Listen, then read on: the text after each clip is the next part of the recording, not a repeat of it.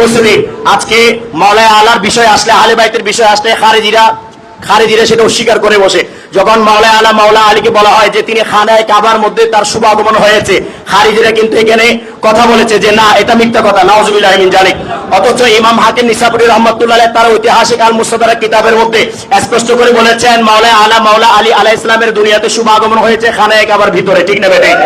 কিন্তু তাদের সেটা গায়ে জ্বলে, তাদের খারাপ লাগে। মাওলা আলী খানায় কাবায় আগমন করে যে শুনে এই আব্দুল আজিজ আনোয়ারি নামক এই শয়তান খারিজি সে স্পষ্ট করে বক্তব্য দিয়েছে যে মাওলা আলী খানায় কাবার মধ্যে নাকি আগমন করে নেয়। জোরে বলে নাউজুবিল্লাহ। আমরা দেখতে পাই তাদের আইডি থেকে বর্তমানে ফেসবুকের মধ্যে সেটা তারা প্রচার করছে গাদির হোমের প্রোগ্রাম নাকি শিয়াদের প্রোগ্রাম, নাউজুবিল্লাহি মিন জালিক। আমরা নামাজ পড়ি, শিয়ারাও নামাজ পড়ে, তাই নামাজ পড়াকে শিয়া আলামত বলা যাবে না, শিয়ার প্রোগ্রাম বলা যাবে না, শিয়ার অনুষ্ঠান বলা যাবে না। আমরা রোজা রাখি, তাও রোজা রাখে, তাই সেটা রোজা রাখাকে শিয়াদের আমল বলা যাবে না। গাদির হোম শিয়াদের কোনো বিষয় নয়। আমরা সুন্নিরা নীরব ছিলাম বিদায়, আহলে সুন্নাত ওয়াল জামাতের আপনরা নীরব ছিলাম বিদায় শিয়ারা সেটাকে চিন্তাই করে নিয়েছে, ঠিক না বেটে? আল্লামা ইমাম হায়াত আলাইহির রহমা মহান মুর্শিদ কেবলার নির্দেশে সেটাকে আবার আমাদেরকে উদ্ধার করে দান করেছেন। গাদির হোম শিয়াদের বিষয় না, এটা ইমানের বিষয়, দ্বীনের বিষয়, ইসলামের বিষয়, খিলাফতের বিষয়, ঠিক না বেটে? সেজন্য খারিজিরা যেখানে আহলে বাইতের শান আছে সেখানেই তারা কথা বলে, যেভাবে মান কুনতু মাওলা ওয়া আলীউল মাওলা আমরা তাদের অনলাইন ডিবেটের মধ্যে দেখেছি, তারা বক্তব্য দিচ্ছে এই হাদিস নাকি জাল হাদিস।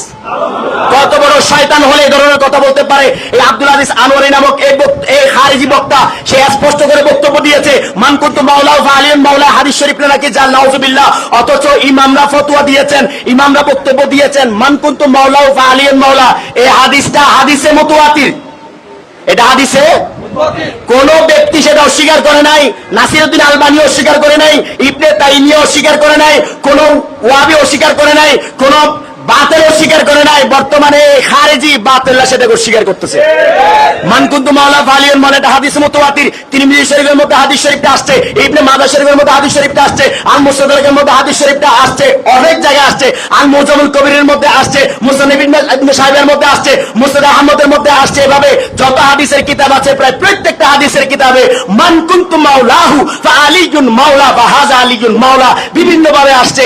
এবং প্রিয় নবী দোয়া করছেন আল্লাহুম্মা ওয়ালি মান ওয়ালাহু ওয়া আল্লাহুম্মা আদি মান আদাহু। প্রিয় নবী বলছেন আমার আলীর সাথে যারা বন্ধুত্ব রাখবে ও আল্লাহ আপনি তাদের সাথে বন্ধুত্ব রাখেন, আমার আলীর সাথে যারা শত্রুতা রাখবে আপনি তাদের সাথে শত্রুতা রাখবেন। এর অর্থ হলো যারা মাওলা আলীকে কবুল করবে তারাই প্রকৃত মুসলমান, তারাই মুমিন। যারা মাওলা আলীকে কবুল করবে না, মাওলা মানবে না, মাওলা কবুল করবে না, ইসলামের কিবলা, দ্বীনের কিবলা, হকের কিবলা হিসেবে কবুল করবে না, সত্যের দ্বীনের কিবলা হিসেবে কবুল করবে না, তারা নিশ্চিতভাবে শয়তান, খারিজি, মুনাফিক, কাফের, কাফের, কাফের।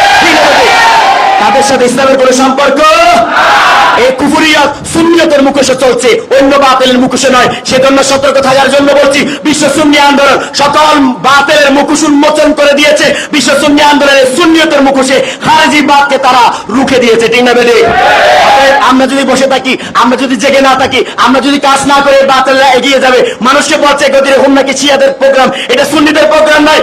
আমরা বলছি সেটা ইমানদারের ইমানি প্রোগ্রাম, ঠিক না বেদে? তারা গাদির হোম প্রকৃত লক্ষ্যে উদযাপন করবে, খেলাফত ইনসানের প্রতিষ্ঠার লক্ষ্যে উদযাপন করবে। এই প্রোগ্রাম তাদের জন্য ঈমান, দ্বীন, হক পাওয়ার উসিলা এই প্রোগ্রাম, ঠিক না বেটে? অতএব আমরা সবাই আল্লামা ইমাম হায়াতের মাধ্যমে এই গদির হোমের প্রোগ্রাম পেয়েছি। তাই মহান মুর্শিদ কেবলা নুরানি নেগাহ করম আমরা চাই, দোয়া চাই যাতে আমরা প্রতিষ্ঠিত হতে পারি। আপনারা অনেক কষ্ট করে দূর দূরান্ত থেকে আসছেন, মহান মুর্শিদ কেবলা আলোচনা করবেন যে এটা অনেক ঐতিহাসিক, যে ইতিহাসের একটা সাক্ষ্য হয়ে গেলাম আমরা মাওলানা আলীর প্রোগ্রামে, মহান এই প্রোগ্রামে আমরা অংশগ্রহণ করে আমরা সাক্ষী হয়ে গেলাম।